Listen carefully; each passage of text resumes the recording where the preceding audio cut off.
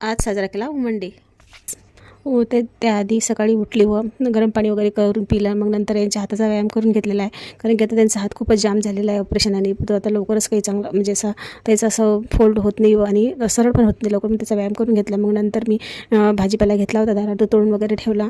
मग नंतर म्हटलं आधी नाश्ता करून ठेवा, कारण की आज घराची थोडीशी साफसफाई म्हणजे खिडकी वगैरे धुवायची होती मला. किचन आवरायचं होतं, खूपच खराब झालं होतं ते. म्हटलं थोडंसं आधी नाश्ता करून घ्यावा. मुलींनी आपे केले होते व मग नंतर मी पोहे पण केले व आपे व पोहे आम्ही खाऊन घेतले. मग नंतर मी घेतली किचनची साफसफाई करायला. तर किचनची खिडकी खूपच चिकट अशी झालेली होती, म्हणून तिला बराच वेळ लागला.